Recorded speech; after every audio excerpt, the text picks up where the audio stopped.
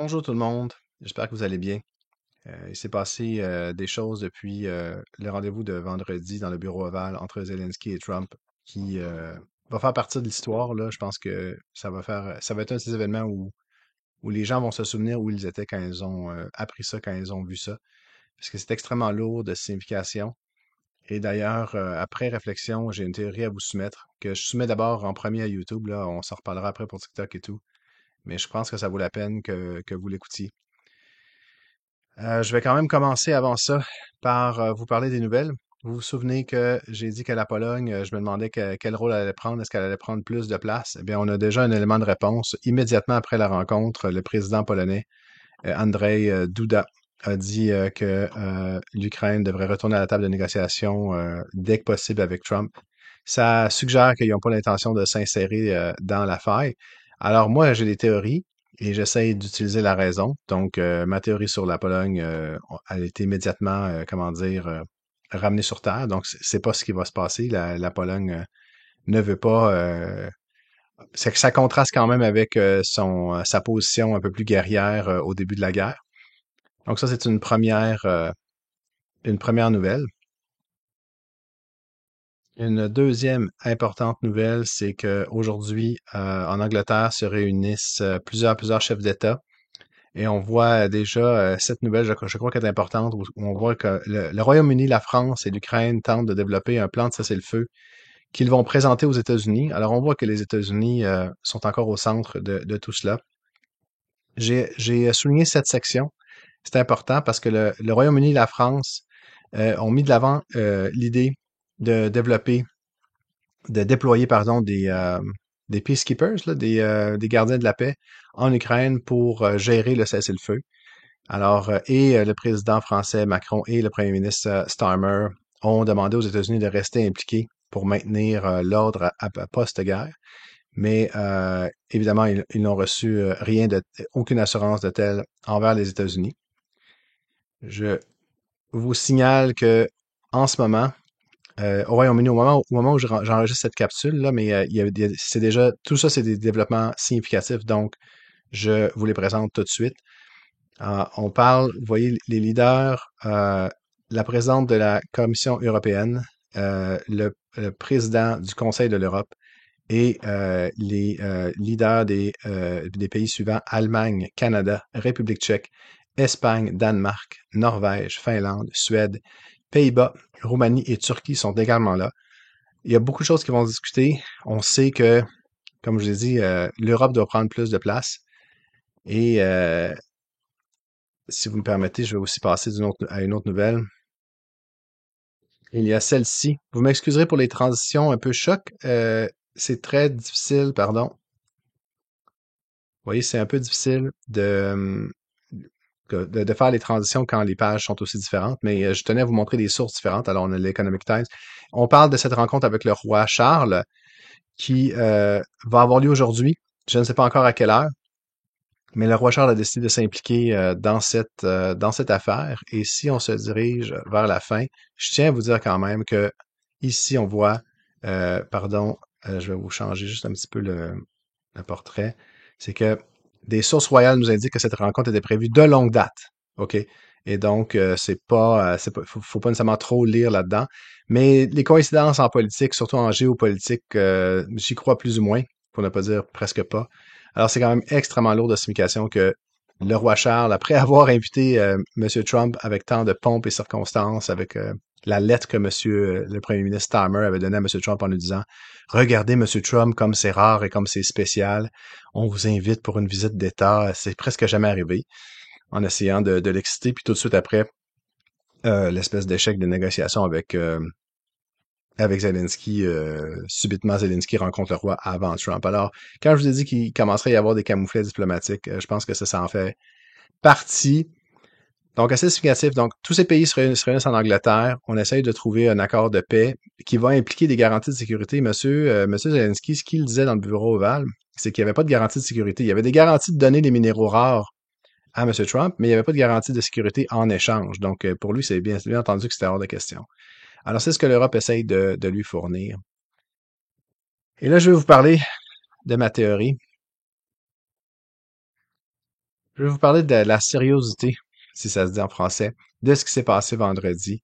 Et ça aide de comprendre quand on parle d'un autre moment clé dans l'histoire. Vous savez, l'Empire britannique, on disait le soleil ne se couche jamais sur l'Empire britannique. Il y a eu une transition entre l'Empire britannique et l'Empire américain. OK?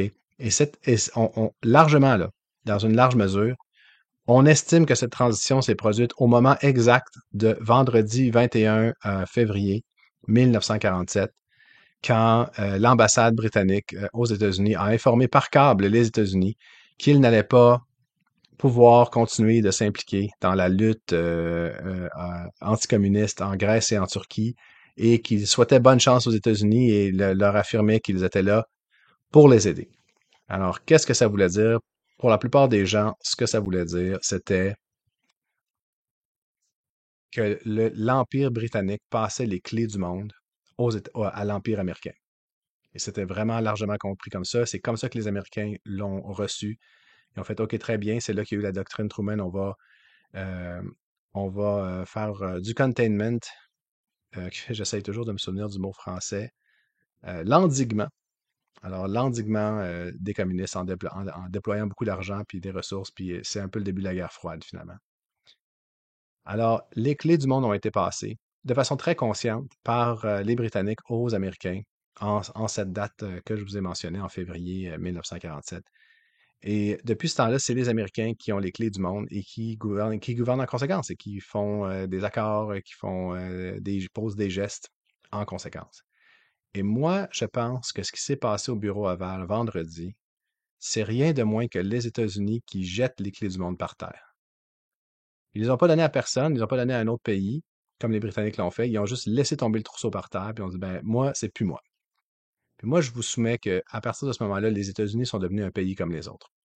En ce sens que, comme chaque pays, ils auront leurs propres caractéristiques, ils ont la plus grande armée du monde, ils ont une des plus grandes économies du monde. Je pense que c'est maintenant la Chine qui est officiellement le plus grand PIB. Peut-être pas, peut-être les Américains, en tout cas, bref, peu importe. Je veux dire, le point étant que les États-Unis ne se comportent plus comme des gens qui ont à cœur l'état du monde. Et pour plusieurs personnes, ça va être une bonne nouvelle, pas de problème. C'est juste que là, on revient au statu quo ante de, du chaos, là, des seigneurs de la guerre. Parce que quand il y a plus de gouvernement dans un État, on tombe immédiatement en mode seigneur de guerre. C'est d'habitude le crime organisé, c'est les premiers à se lever, mais par la suite, c'est des milices armées, c'est toutes sortes de trucs. Alors, c'est un peu ce qui s'est produit. Les États-Unis ont juste dit, ça ne nous intéresse plus de faire l'Empire, on n'a plus envie de jouer à ça, puis vous débrouillez. Nous, on joue plus. Bon. Et là, on voit la réaction de choc dans le monde. Quand les gens parlent de moments historiques, je pense que c'est ça qui s'est passé. Et je pense que ceux qui pensent que c'est une bonne chose ont peut-être des arguments, mais il y a aussi des conséquences très lourdes. L'état de nature, là, où il n'y a pas d'ordre du tout, puis que c'est au plus fort la poche, comme on dit au Québec, eh bien, c'est pas nécessairement Jojo. Alors, on voit tout de suite la Pologne a dit c'est pas moi qui s'en occupe, même si au début, c'était un peu le personnage de dessin animé. Laissez-moi là, puis quand on le lâche, je fais comme ah non, mais continue de me retenir parce que je voulais pas vraiment aller en découdre avec la Russie. On a vu que l'Europe et la France et l'Angleterre, leur premier réflexe a été de se réunir et de dire non, non, non, non, non, les États-Unis, récupérez vos clés parce que là, vous pouvez pas faire ça, on a besoin de vous. On va voir ce qui se passe, parce que là, ils vont proposer un cessez-le-feu avec des garanties de sécurité. Est-ce que ça va vouloir dire que les États-Unis vont pouvoir avoir leur entente sur les minéraux rares, en plus d'avoir certaines garanties de sécurité pour l'Ukraine? Euh, Ça reste à voir. Mais là, ce qu'on comprend, c'est que tout le monde a dit non, non, l'Ukraine retournait à la table de négociation. Je vous rappelle qu'après cet échange dans le bureau Oval, l'Ukraine a insisté pour rester à la Maison-Blanche et c'est la Maison-Blanche qui leur a demandé de quitter. Donc, techniquement, c'est les États-Unis présentement qui doivent être ramenés à la table de négociation. Ils auront beau dire ce qu'ils veulent sur on veut la paix. D'accord, mais commencer par admettre les gens et essayer d'être moins biaisé parce que c'est sûr que M. Trump semblait s'indigner du fait que M. Zelensky faisait des reproches à M. Poutine. C'est pour ça que je suis toujours impressionné de l'absence de connaissances les plus élémentaires de M. Trump, comme il appelait ça la terre crue, raw earth, mais alors que c'est rare earth. Alors, il ne connaissait pas la première chose du sujet dont il parlait aujourd'hui. Alors, ça montre la profonde ignorance de cet homme. Et là, après ça, il s'indigne du fait que les partis se détestent mutuellement. À quoi vous attendez-vous, M. Trump? Ça fait 3 ans qu'on se fait la guerre, qu'on kidnappe les enfants, des crimes de guerre extrêmement graves, de part et d'autre, mais je dois dire que les pires que j'ai entendus ont été commis par la Russie. Et là, vous vous attendez à quoi, là, qu'ils vont venir, puis ils se feront pas des reproches, puis ils se lanceront pas. C'est tellement naïf, c'est tellement enfantin. Et puis là, de dire je joue plus, je joue plus mon rôle. Donc, on va voir. Le premier réflexe de l'Europe, ça a été de dire non, les États-Unis, ramassez vos clés. Si les États-Unis continuent de refuser de le faire, pour une raison ou pour une autre, là, j'ai pas vraiment envie d'embarquer dans la théorie de la conspiration du compromat russe ou des ententes russes américaines. Puis ceux qui disent, en fait, ça m'amène à un autre sujet, mais je vais le faire plus tard, là. Euh, donc, je ne sais pas pourquoi, mais les États-Unis semblent ne plus vouloir jouer leur rôle du tout, euh, avec les conséquences que ça aura. Donc, il y a bien quelqu'un qui va devoir ramasser ses clés par terre. Et si personne ne le fait, on va être officiellement dans un monde sans aucun leader. Et c'est, encore une fois, on peut penser que c'est une bonne chose, mais reste que c'est extrêmement significatif. C'est pour ça que je vous ai parlé de ce câble envoyé par les Britanniques en 1947, parce que jusqu'au 28 février 2025, donc de février de 1947 à février 2025, les États-Unis possédaient les clés du monde et maintenant, les clés du monde sont par terre. Alors, je pense que c'est vraiment très significatif. L'autre sujet dont je voulais vous parler, c'est que les États-Unis, avec ce geste, s'ils le maintiennent, n'ont effectivement plus d'alliés. Plus aucun dans le monde. Euh, Ils se sont retrouvés isolés en un peu plus qu'un mois. Complètement isolés. Je parle d'État paria isolé. On voit qu'ils ne sont pas encore un État paria formellement parce que là, les Européens veulent donner toutes les chances aux Américains de reprendre leur place dans le monde. On ne peut pas avoir les plus gros fusils, les plus gros missiles nucléaires, la plus grosse armée, puis après ça, essayer de faire semblant qu'on les a pas. Je veux dire, le simple fait qu'on les possède fait de nous une menace. Alors, il faut donner une doctrine, il faut dire dans quel monde est-ce qu'on vit. Alors, les deux seuls pays que je vois encore vraiment alliés avec les États-Unis pour des raisons d'autopréservation, c'est la Corée du Sud et l'Australie, qui font face à une Chine de plus en plus fantasque dans le cas de l'Australie et la Corée du Nord, évidemment, dans le cas de la Corée du Sud. Taïwan, pas vraiment un pays. Donc, c'est ça, dans l'Asie-Pacifique, les pays européens, les pays d'Amérique du Sud, quel intérêt leur reste-t-il de se dire les alliés des Américains? Il va y avoir, un peu comme la Russie, comme on dit de la France qu'elle n'a ni alliés ni ennemis, que des intérêts. Alors, ça va peut-être devenir ça, les États-Unis. Mais chose certaine, en ce moment, faites-moi la liste des alliés des Américains. Vous ne pouvez pas dire la Russie, parce que la Russie n'est objectivement pas l'allié des Américains. Peut-être que M. Poutine est en train de manipuler M. Trump ou de le contrôler ou d'avoir une entente avec, exécutif, exécutif, mais il est faux de dire que la Russie est alliée avec les Américains, même chose pour la Corée du Nord, etc. C'est pas parce que M. Trump aime M. Poutine que ça fait de la Russie l'allié des États-Unis, même qu'on peut dire qu'ils sont des adversaires objectifs sur un paquet de dossiers. Alors voilà, c'est le sérieux avec lequel je voulais vous parler des développements. Je pense que ces développements-là sont vraiment sérieux et ça méritait une couverture sérieuse. Ça reste une théorie, celle des clés du monde, là, ça reste une image, mais je suis bien curieux de savoir ce que vous en pensez.